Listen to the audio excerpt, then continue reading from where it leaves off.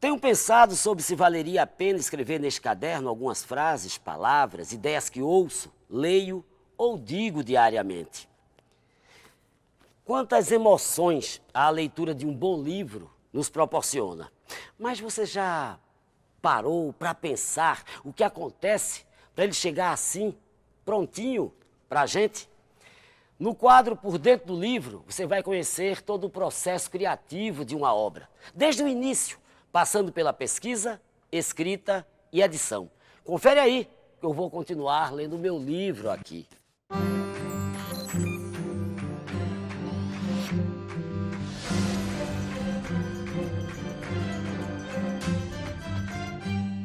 Oi, oi, tudo bom? Estamos começando aqui mais um quadro Por Dentro do Livro do Circuito Cultural Digital de Pernambuco. Hoje vamos conversar com o professor, cineasta e jornalista Paulo Cunha, que ao lado de Ana Farache, também jornalista, cineasta, fotógrafo, escreveram o livro Viver de Ver, o Verde Mar, sobre a trajetória pessoal e profissional de Geneton Moraes Neto, um dos maiores jornalistas do país. Quem não conheceu o Geneton vai conhecer agora e depois vai ler o livro para ter mais informações. Então vamos conversar um pouco aqui sobre o livro e sobre Geneton, né, Paulo? Isso. Queria, antes da gente entrar no livro, falar um pouco da amizade de vocês, você e a Aninha, com o Geneton, que vem de muito tempo. Isso. É bom começar assim, porque na verdade o livro, esse livro que a gente terminou escrevendo, ele está constituído em cima de um princípio afetivo. É uma biografia, é o que a gente normalmente chama de biografia, conta a vida, as aventuras de Geneton, mas é um livro que foi escrito por conta da amizade que a gente tinha por Geneton. Para lhe dizer a verdade, eu tenho certeza que, numa outra circunstância, eu não queria nunca ter escrito esse livro, porque a gente escreveu porque ele faleceu. Nós conhecemos Geneton no iniciozinho dos anos 70. É uma época muito interessante, não é? A gente vivia uma ditadura terrível no Brasil. É um momento que a ditadura vai ficando violentíssima. Mas, no entanto, apesar disso, né, a despeito disso, a gente descobriu uma maneira de ser feliz, de levar a vida. Tal. Então, o fator que uniu a mim e a Ana, a Geneton, foi o Super 8, que era uma tecnologia para fazer cinema, que apareceu aqui, começou a circular no final dos anos 60 e início dos anos 70, e que foi muito desenvolvida aqui no Recife. A gente teve uma espécie de ciclo de produção, a gente fez... Na década de 70 foram mais de 200 filmezinhos curtos, experimentais em geral, feitos com essa tecnologia, era uma câmerazinha pequenininha. E o que aproximou a gente, na verdade, foi o Super 8. O fato de Geneton ter começado a fazer Super 8 e a gente também, tanto eu quanto Ana, a gente então terminou se conhecendo nesse circuito aí. E isso, além do fato de a gente ter estudado na Católica jornalismo. Só que Geneton era um ano mais adiantado do que eu, por exemplo, e um ano mais atrasado do que a Aninha. Então, de repente, a gente começou a circular nos mesmos lugares, a gente começou a tentar se expressar, apesar da ditadura, com os mesmos modos de expressão, fazendo cinema experimental e tal. E foi isso que nos aproximou e nos fez amigos para o resto da vida. Na verdade, foi uma amizade, dessas amizades que hoje são raras, porque é um tipo de amizade que não termina, que nada abala, não tem briga, não tem política, não tem confusão que abale. Então a gente ficou amigo desde esse período. Eu tinha a mesmíssima idade dele, então a gente se encontrou com 16 anos. E a gente ficou amigo até os 60 anos, que foi quando ele faleceu em 2016. E eu vi já no começo do livro, no segundo capítulo, tem uma troca de mensagens entre vocês, né? Ele já no hospital, e é uma troca emocionante aquilo ali. Já ele sem saber do que eu esperava, né? E ninguém esperava aquilo. Foi um choque total, porque, na verdade, Geneton nunca tinha tido problema grave de saúde. É um sujeito como a gente, sei lá, toma remédio para pressão, ou sei lá o quê, tem uma dor de dente, não sei o que lá, mas nunca teve nada. E, de repente, ele teve um quadro que é gravíssimo, que é um aneurisma na aorta. É um esgarçamento da veia, dessa veia que bombeia o sangue para o coração. Na verdade, quem tem isso, em geral, falece instantaneamente. 80% dos casos são instantaneamente mortais. Mas ele não morreu, mas ele de repente apareceu com esse negócio. E foi para o hospital e passou várias semanas nessa situação terrível. E ele não conseguia nem escrever no laptop, no notebook que tinham levado para lá, mas ele pedia para os filhos para escrever para a gente, e a gente realmente trocou essas correspondências assim, curtas, coisas curtas. Ele tentando acalmar a gente, porque ficou todo mundo em pânico, né?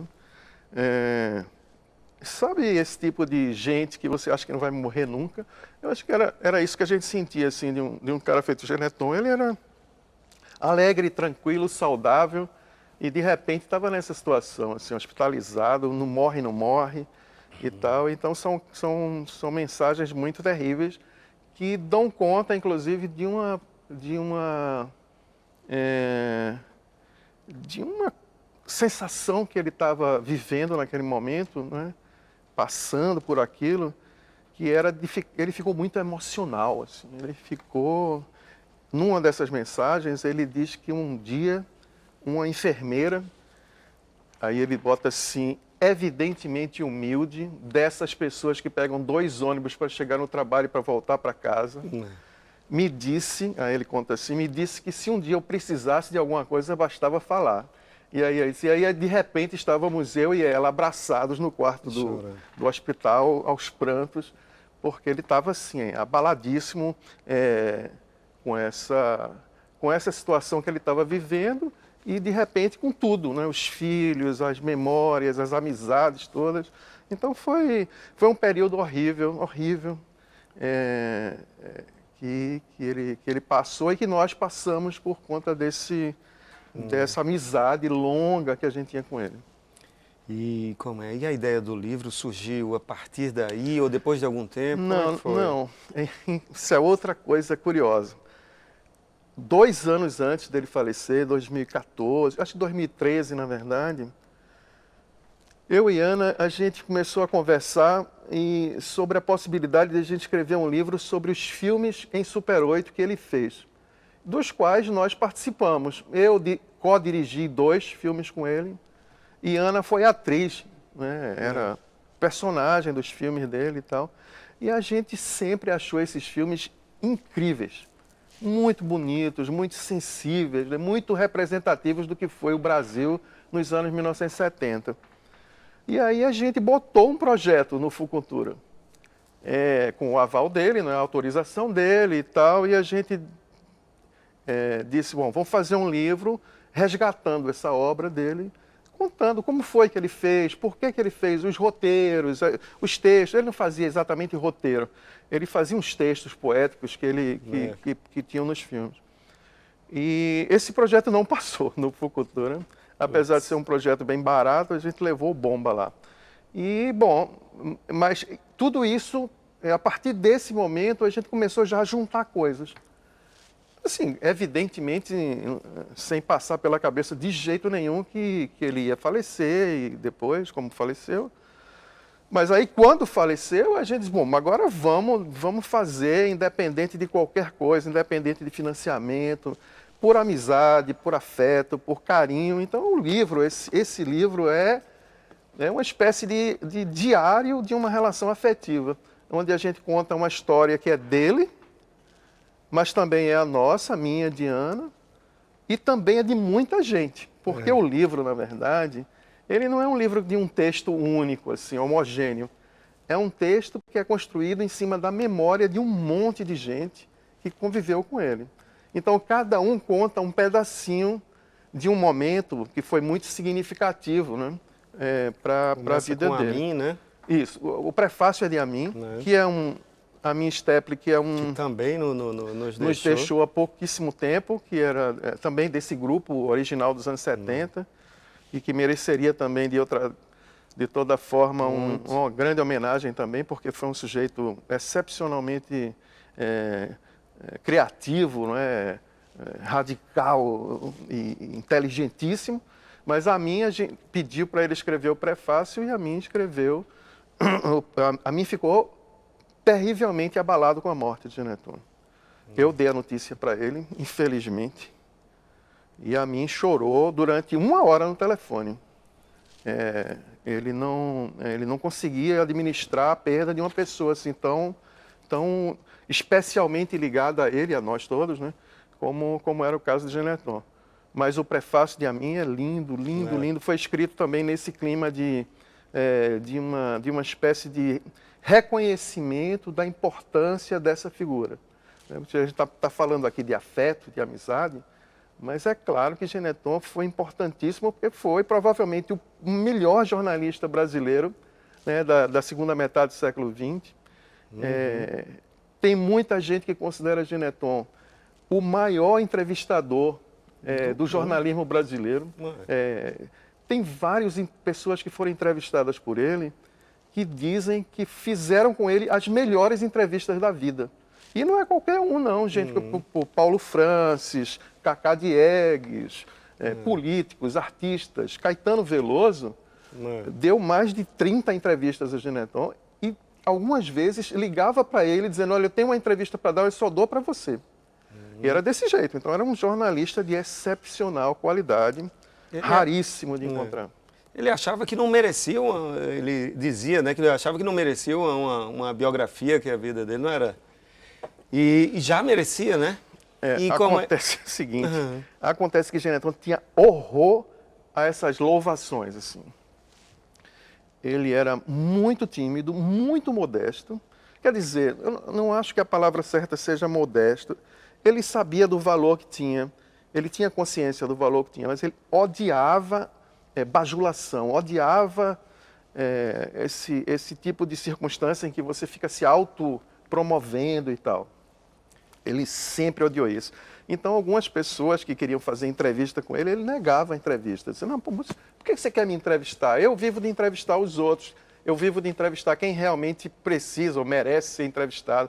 Mas eu não, eu sou um repórter, me deixa e tal. Mas de vez em quando ele dava entrevista. A gente usa algumas entrevistas aqui que ele concedeu, mas em geral, quando você vai olhar, ele concedia entrevista para estudante de jornalismo, porque ele queria muito passar um pouco da experiência dele, que é muito particular, né?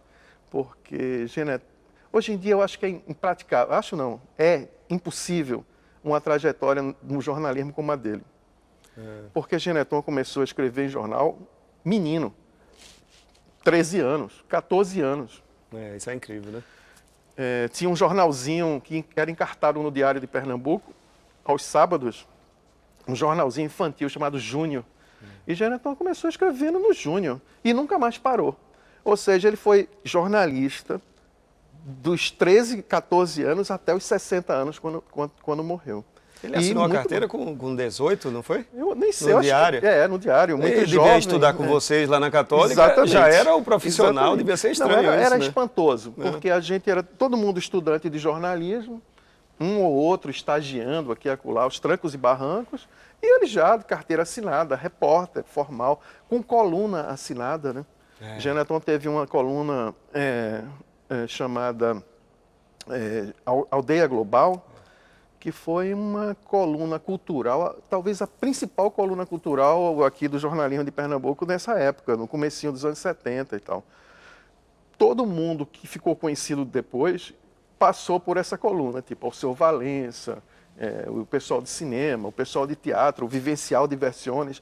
Ou seja, ele mapeou, porque era muito novo, porque estava muito antenado com esse processo de criação, né, mais alternativo, ele mapeou essa cultura, digamos assim, underground, marginal de Pernambuco toda na coluna dele. E tem muita gente no livro, inclusive, que reconhece. Laílson, por exemplo, que é cartunista, mas também foi músico, tinha banda.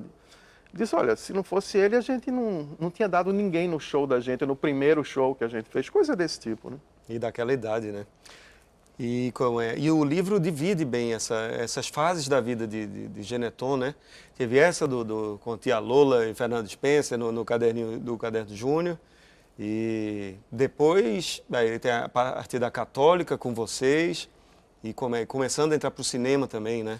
Pois é, então nessa fase da Católica, isso é 73, 74, quando começou todo mundo a querer fazer Super 8, todo mundo não, esse grupinho aí de 10 ou 12 pessoas, isso gerou nele uma espécie de fascínio pela experiência do cinema, muito incentivada por mim, que era um cinéfilo muito culto, muito bem informado, e mostrava para a gente, olha, tem que assistir tal coisa, tem que ver isso. Então, o que acontece é que Geneton se empolgou e eu acho que a gente tenta deixar isso claro no livro, eu acho que é bem evidente que o grande desejo de Geneton, sobretudo no final, era migrar do jornalismo para o cinema.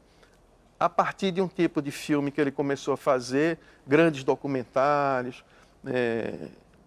ou seja, ainda com o pé no jornalismo, mas já querendo migrar para uma produção de longa-metragem em cinema. Só que aí não deu tempo mais, porque, bom, ele faleceu e ele tinha todo mundo queria que ele ficasse no jornalismo.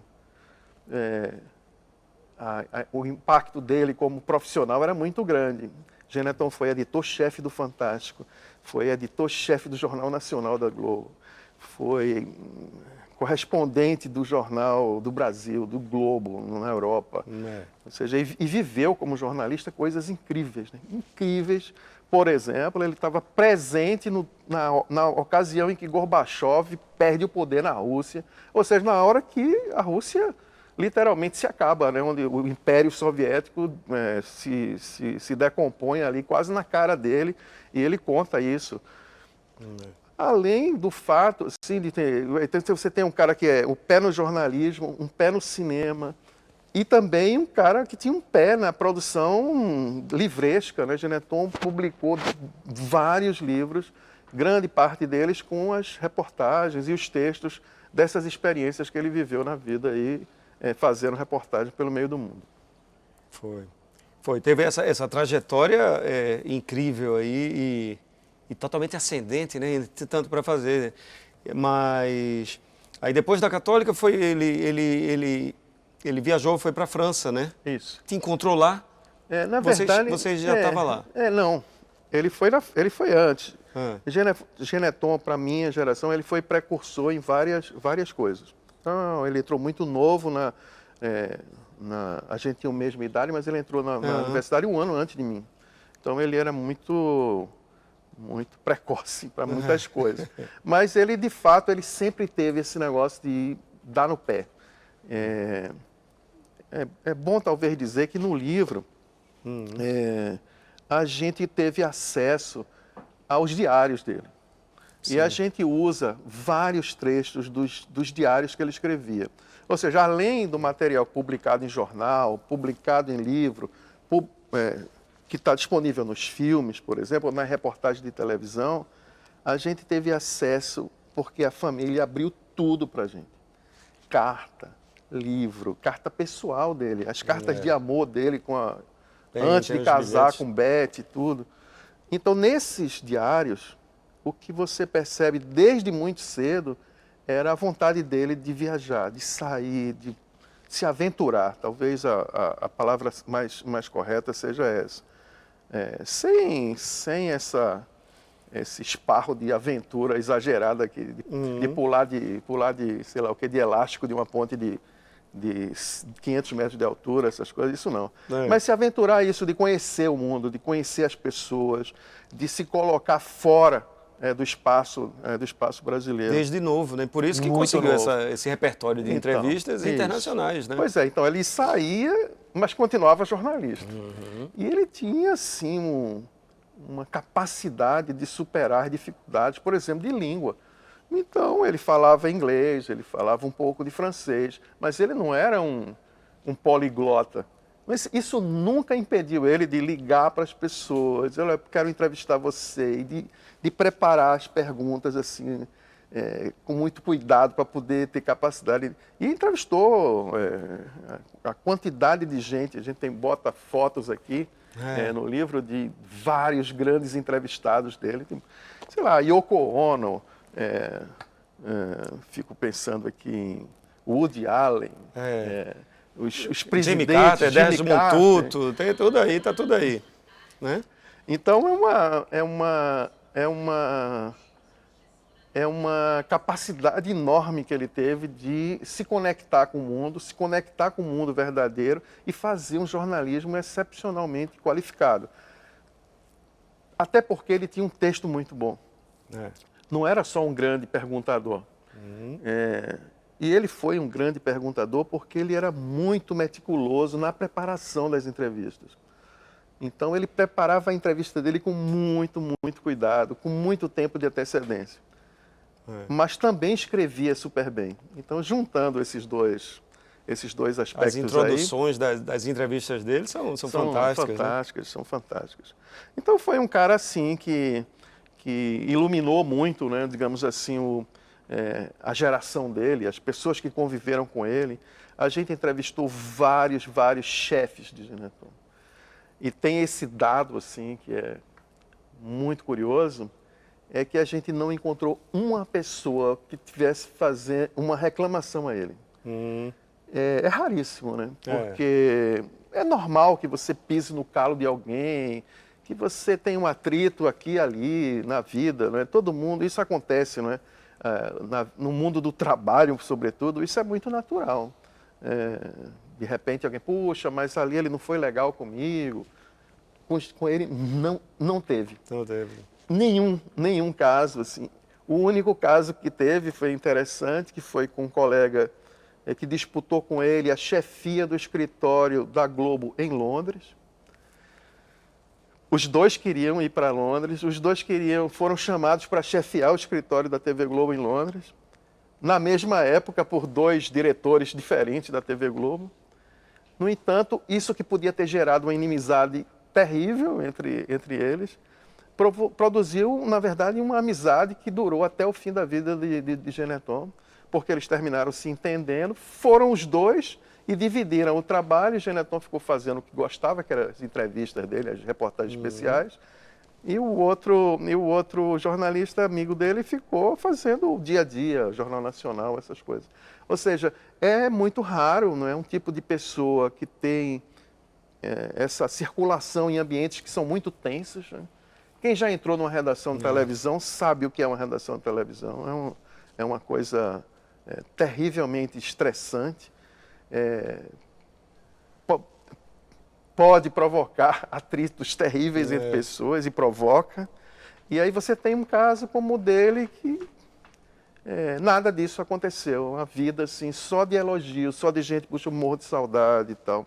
É incrível isso. Eu acho, assim, o livro tem essa função importante, sobretudo para a meninada que tem pretensão de praticar o jornalismo.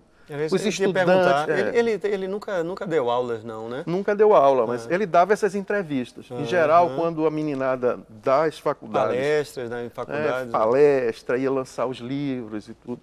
Ele tinha muito interesse que as pessoas praticassem o jornalismo de maneira séria, né? Que escrevessem bem, que entrevistassem bem as pessoas, que não quisessem aparecer mais do que os assuntos que cobriam, entendeu? Que tivessem a capacidade de dar importância ao fato, muito mais do que a si mesmo. E eu acho que o livro ele tem esse papel assim de permitir a essa garotada que hoje pretende entrar na atividade jornalística a entender que há um caminho assim que é diferente desse caminho do glamour barato, assim, de aparecer nas telinhas, usando aquela roupinha não sei qual, esse tipo de coisa que a gente sabe que existe e é péssimo, né?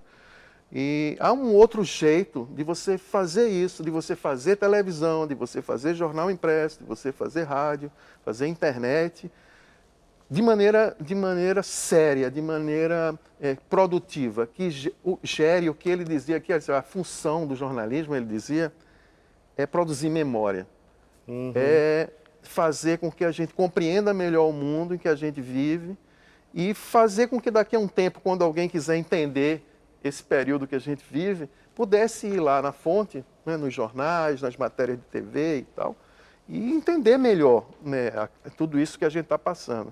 Ou seja, então, um jornalismo anti-glamour, completamente anti-vaidade, anti-tudo, e a busca de um jornalismo sério. Mesmo estando na maior emissora do país, né? Engraçado isso que é engraçado, ele é tímido, né? E como tímido. Né? Na verdade, ele nunca quis aparecer fisicamente na televisão. Ele foi obrigado a fazer isso. Ele odiava essa coisa de você mudar o jeito de falar. O sotaque, né? Sotaque, né? Porque ele tinha um sotaque muito pesado, muito nordestino. Pesado o quê? Muito lindo, nordestino e tal. E você sabe que tinha uma pressão enorme para as pessoas falar, sei lá, Olinda, né? Em vez de Olinda, essas coisas assim.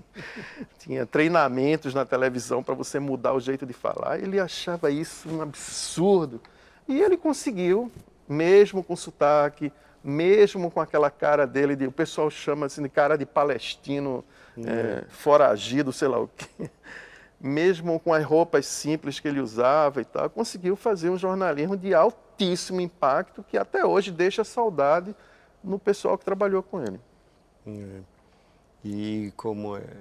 E sempre se reciclando e aprendendo, né? O relacionamento dele com o Joel Silveira, outro grande jornalista, um ícone também do jornalismo. Isso, ele foi um grande amigo. Joel Silveira, que foi o correspondente de guerra na Segunda Guerra Mundial. O Joel Silveira foi correspondente de guerra na Europa e mandava as matérias para os jornais.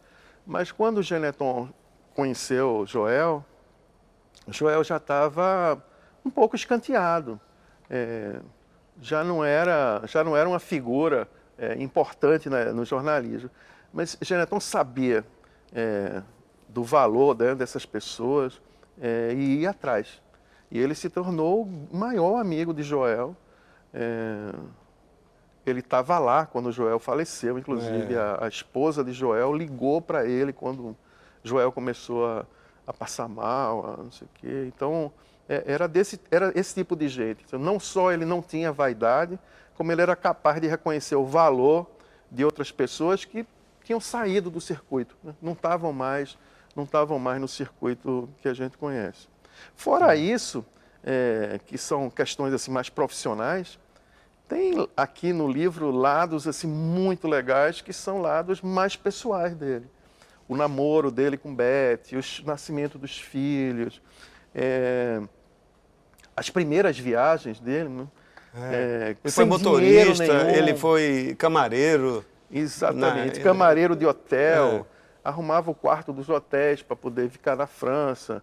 Foi motorista de uma milionária na França que levava o filho dela para o médico e coisas desse tipo. Ou seja, um sujeito que não tinha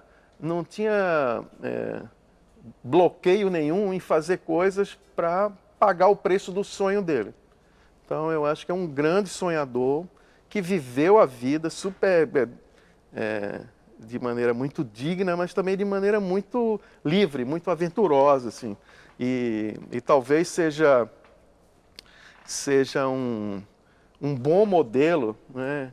E se ele me ouvisse falando que ele seria um modelo, ele ia dizer que eu estava maluco, que de jeito nenhum ele não queria ser modelo de ninguém.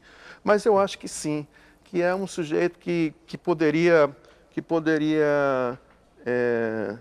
dar um norte para pessoas que querem fazer cinema sem pavonear demais, que querem fazer jornalismo sem pavonear demais e que querem viver a vida e fazer uma vida bonita, digna, produtiva, sem pagar esse preço da vaidade excessiva. E como é que estaria Geneton hoje em dia? como entrevistador, como jornalista? Como é que ele ia entrevistar o atual governo, ministros? Na verdade é o seguinte, o livro também tem várias dicas sobre isso. Ele sempre evitou se deixar contaminar pela opinião que uma determinada fonte, um determinado entrevistado tinha. Ele entrevistava gente como o Paulo Maluf. Evidentemente, Geneton não concordava com as opiniões de Paulo Maluf ou de um general que era acusado de espancar estudante. No entanto, ele dizia que era função dele também ouvir essas pessoas para que a participação dessas pessoas na sociedade ficasse mais clara para o conjunto da sociedade, não é? Então, eu acho que Geneton hoje ele estaria tentando fazer o que ele sempre fez. Era entrevistar pessoas das mais diversas opiniões, sem preconceito, perguntando de maneira muito firme. Então, tem entrevistas clássicas que ele fez, por exemplo, com gente com as quais ele não concordava, fazendo perguntas duras, mas respeitosamente, falando o senhor, falando baixo, sem brigar com a pessoa e deixando com que a pessoa expusesse suas opiniões e tal. Eu acho que ele estaria fazendo a mesma coisa, mas tinha algo que estava perturbando Geneton. Nos últimos anos da vida dele, havia um fator, isso também está aqui no livro. Está no último, no né? último capítulo, que é a questão da intolerância. Ele estava achando que a sociedade brasileira, não só a brasileira, inclusive, mas muito fortemente a brasileira, estava se tornando uma sociedade intolerante. Não admitia que pessoas tivessem ideias diferentes. A ideia diferente gerava logo o princípio do inimigo absoluto. Hoje em dia está se usando um termo... polarização. E o cancelamento, né? Cancelamento. Essa cultura do cancelamento. Então, isso perturbava muito ele, porque ele considerava que isso era muito ruim para a democracia. Isso era muito ruim para a convivência. No momento que a gente não consegue mais, se nega a ouvir opiniões diferentes da nossa, isso gera uma situação da qual a gente terá dificuldade de sair na frente, porque a gente vai ter muitos problemas para gerar consenso, para gerar situações em que em vez de conflitos, a gente tenha soluções mais harmoniosas para o Brasil. Então, ele achava absurdo isso. Assim, o cara dizia, sei lá, fulano está roubando, tal político está roubando. Aí o outro dizia, mas o seu também está, ou sei lá o quê, tal outro também está. Ficava isso que a gente conhece do dia a dia, né? E isso tá aí no livro, né? Ainda, embora ele não tenha ainda, eu acho que a gente hoje vive uma situação ainda mais radicalizada nesse sentido, né? As redes sociais avançaram muito, né? Ele pegou só, digamos assim, uma parte disso, né? O início disso, mas eu acho que o problema que ele colocava é o problema que se mantém e se agravou hoje no Brasil. Hoje se ele tivesse aqui no meu lugar, eu tenho certeza que ele responderia a você dizendo assim, que a gente tem que dar um jeito de superar a intolerância. Se a gente não der um jeito de superar a intolerância, a gente vai esbarrar num impasse completo do ponto de vista social e político e tal. Mas, quem sabe, eu estou aqui me colocando no lugar dele, e a gente nunca deve se colocar no lugar dos outros, assim, né? Porque a gente não sabe. Mas talvez fosse algo que ele tivesse verbalizando hoje. Uhum. E o livro, vamos voltar agora um pouco ao livro. Ele é dividido nesses capítulos, né? Que fala da trajetória dele desde a adolescência e conta muitas das entrevistas, de como ele conseguiu conquistar, né, o mundo, né, porque tem personagens do mundo inteiro. Uhum. E vocês têm aí no livro alguns trechos, conta muitas histórias dessas, né? Isso. Tem situações que são quase cômicas. Por exemplo, todo mundo sabia no Rio de Janeiro que Drummond, o poeta Carlos Drummond de Andrade, não dava entrevista a ninguém. Ele odiava a ideia de dar entrevista, era um sujeito pacato, mas não gostava de dar entrevista. Geneton ligou para Drummond dezenas de vezes, até o dia que Drummond aceitou dar uma entrevista. E essa era uma insistência muito light que ele fazia, ele simplesmente ligava e perguntava, olha, eu queria fazer uma entrevista, não, mas eu não quero dar entrevista não. Eu disse, tá, então vou fazer o seguinte, para a semana eu ligo de novo. E aí ligava outra vez. Até que um dia isso ia gerando uma espécie de relação e o sujeito terminava dando. Então ele conseguiu fazer entrevistas como essa de Drummond, que gerou um livro, inclusive. Foi uma entrevista tão grande que gerou um livro. Como é o nome do livro? Eu esqueci. Tá aí no livro. Dossiê Drummond. Dossiê Drummond. E Drummond disse também, você é... Como foi que ele disse no livro? Depois de tanta insistência... na verdade, assim, é um insistente, alguma coisa assim. E aí ele ficou sem saber se era um elogio ou se era uma crítica. Uma crítica. Pois é, mas ele tinha essa coisa. Algumas pessoas ele não conseguiu dobrar, né? Ele sempre tentou entrevistar gente, Geisel, por exemplo, mas aí nunca deu. Mas, eventualmente, ele conseguia dobrar as pessoas e depois as pessoas achavam que tinham feito bem em dar entrevista para ele, porque tinham conseguido se colocar, né, deixar claro as ideias que tinham, sejam quem fossem as pessoas, sejam quais fossem as ideias dessas pessoas. E é um manancial, assim, uma parte disso está publicada em livro. A gente conta aqui, coloca vários trechos, mas não dava para colocar tudo, né? Mas existe ainda um manancial de material produzido por Geneton, ainda assim, à espera de publicação. Por exemplo, ele fez longuíssimas entrevistas com um jornalista chamado Evandro Carlos de Andrade, que foi editor do jornal O Globo, durante praticamente todo o regime militar até a abertura. E quem teve acesso a essas entrevistas sabe, né, eu vi, então eu sei, que é um material assim importantíssimo para a compreensão do que foi o jornalismo e a política no Brasil desde 1960 até os anos 2000. Mas não cabia, não tem espaço.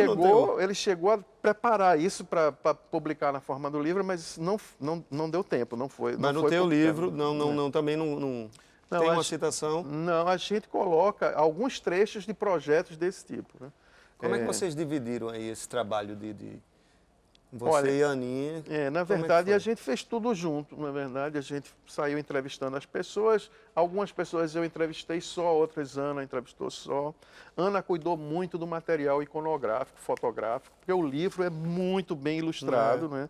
A gente conseguiu centenas, eu vou usar a expressão centenas assim para não exagerar, dizer milhares, mas material fotográfico riquíssimo, né? Então uma parte disso, a gente quis que o livro fosse bem ilustrado, assim, bem cheio, repleto de imagens, são imagens incríveis, assim, porque às vezes são curiosas, de épocas diferentes. Então você tem as imagens profissionais. Mesmo aí, eu vi algumas que são... Você mesmo está aqui, né, no livro porque Geneton foi repórter da sucursal do Estado de São Paulo, onde seu pai também trabalhou, com ele Antônio lá. Portela. Estava aí jogando bola numa grande... Pois é, tem uma fotografia de uma pelada que foi na sua casa.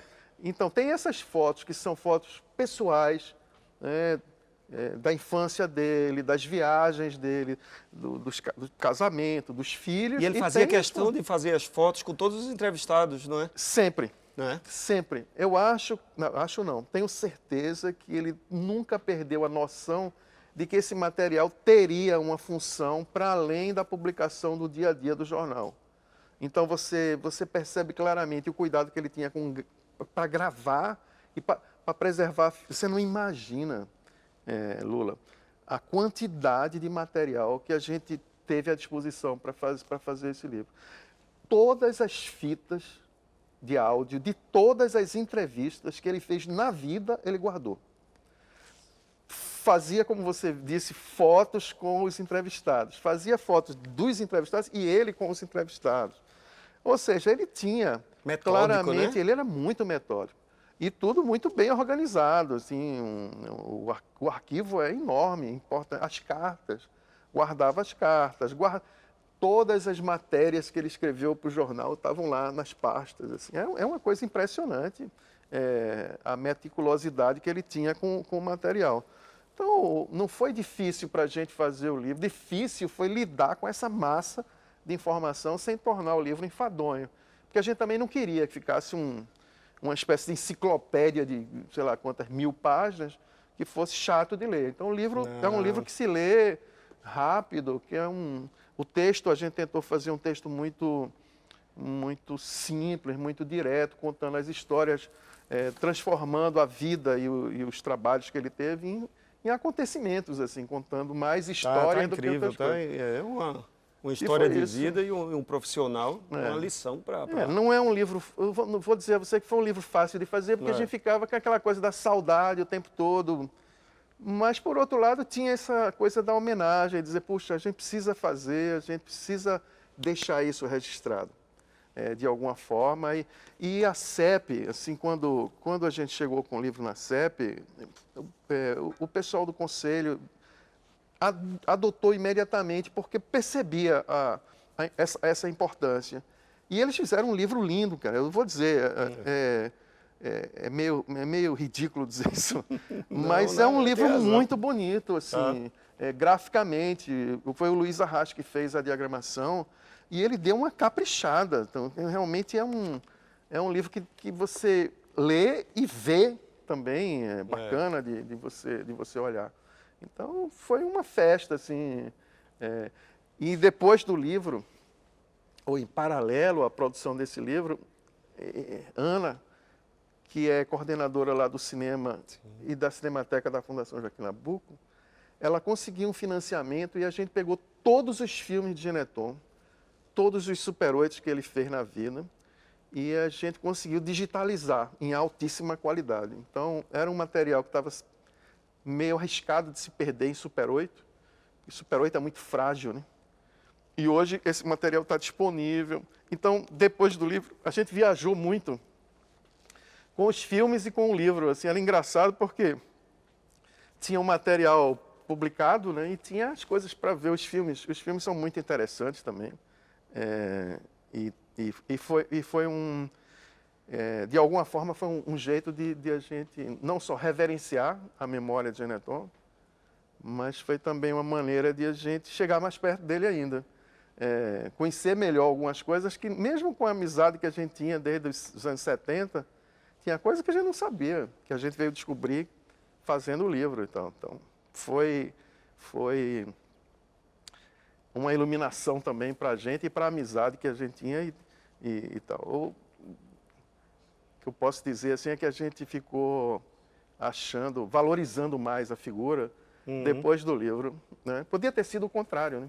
Podia ser que a gente tivesse achado coisas complicadas, mas não, pelo contrário, a gente, de alguma forma, confirmou essa impressão de um sujeito ultra profissional, extremamente dedicado ao trabalho e às coisas, e a gente ficou, talvez, gostando mais dele depois do livro do que antes. Não, está incrível. E teve esses lançamentos, ele foi lançado em agosto do ano passado, né? Isso. A gente teve lançamento aqui no Recife, que foi Rapaz, foi uma coisa assim, impressionante, porque de repente apareceu todo mundo que tinha, de alguma forma, trabalhado com ele aqui, e a gente também fez um lançamento muito, muito emocionante no Rio, cara. A CEP organizou e a gente foi na Livraria Travessa, lá no Leblon, e também porque ele fez muitas amizades no Rio de Janeiro, por conta da Globo e tal. Então, era engraçado, porque tanto aqui quanto lá, os lançamentos foram muito celebratórios também, de gente que ficava se lembrando dele, das histórias dele. Então, foi bem bacana. E eu acho que é um livro que tem essa virtude, assim, de ser um livro simples, mas com pistas muito curiosas, sobretudo para quem tem interesse em fazer jornalismo, em fazer cinema, em participar da vida cultural dos lugares onde vive, né? De uma maneira digna. Foi maravilhosa a conversa aqui, de conhecer por dentro, né, a produção desse livro, que é interessantíssimo. Você começa e não consegue parar. Tá muito bom, tá de parabéns. Muito obrigado, é uma honra aqui participar desse projeto de vocês, né, do circuito, e eu espero que as pessoas se interessem pela história de Geneton, que o que vale mais é isso, é a história dele aqui. Valeu, obrigado pela presença. Eu que agradeço. Opa. Obrigado vocês por estarem aí e prestigiando aqui o Circuito Cultural Digital de Pernambuco, e até a próxima.